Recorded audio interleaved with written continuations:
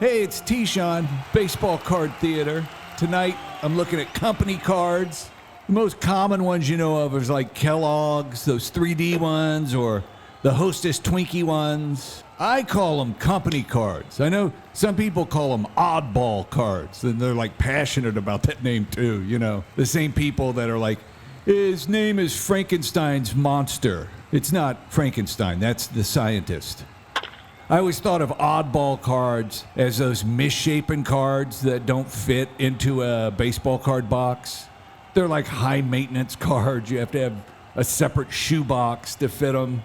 Or I thought of oddball cards as like non-sports cards, like the Pope or serial killers. You know that guy? That's the guy who built that murder hotel in Chicago for the World's Fair in the 1800s. Anyway, whatever you call them, oddball cards, I call them company cards. Here we go. Here's some weird company ones like Duracell batteries. The Copper Top battery put out some cards. There's Dwight Gooden, Craig Biggio, and their uniforms painted out. So that's always the great thing about company cards, who had logo money and who had painted on hats. In the back of these cards, they had cool pictures. There's Craig Biggio with the eye makeup, and there's Jim Abbott. He's got moose in the hair. Jim was born in Flint, Michigan. His dad was a head cracker for the unions. Like during the strike of 1957, his dad, I'm kidding, I know nothing about his dad. I just made that up. That would have been cool, though. Nice backstory. Here's cards from the drugstore Revco. Revco was eventually bought by CVS, and they stopped making cards and wanted to concentrate on making really long receipts. Here's a baseball from 1993 Chevron, and it's called a photo ball. Check it out, Doug Drabek when he was an Astro. If I would have got this ball when I was a kid, that face would have been rubbed off after about 2 days of playing catch with it. Okay, here's some cards from a company called Drake's. I didn't even know what it was. I had to look it up. It's like Hostess. They have devil dogs and stuff, but these are some nice cards. Here's a Cesar Cedeno card from 81, and look, the Drake's duck or whatever it is hitting a baseball in the logo. Big hitters. Up next is a Fruit of the Loom card. What do you think, logo money or no logo money? Logo money! Yeah, Fruit of the Loom's got the logo money. And these are the Fleer 93 cards. I don't have any of these cards, but check out the back. That's as good as a back photo on any card I've ever seen. And this is card 10 of 66 of Fruit of the Loom cards. I would buy more underwear if they put baseball cards in them. Here's another surprise. Quaker Chewy Granola Bars. Logo money! The oatmeal guy has logo money. Who knew? Here's some cool cards. They're Kraft Singles. Juan Gonzalez and Brett Saberhagen. So while you're waiting for that open-faced cheese sandwich to cook in your toaster oven, you can look at cards. And then look at this. There's a secret card inside. Look, there's a crease on it. Watch. Woo!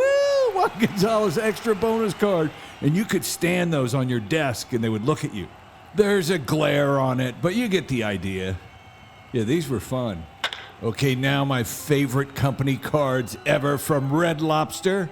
These are from 82. They're Cubs cards. Here's Scott Thompson.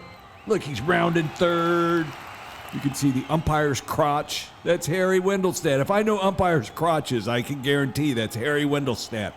I don't know. Dude, good picture. Original. They got logo money. It's the gritty type of film they had in the 70s. This is the 80s, so it's not as gritty, but still cool. Love these.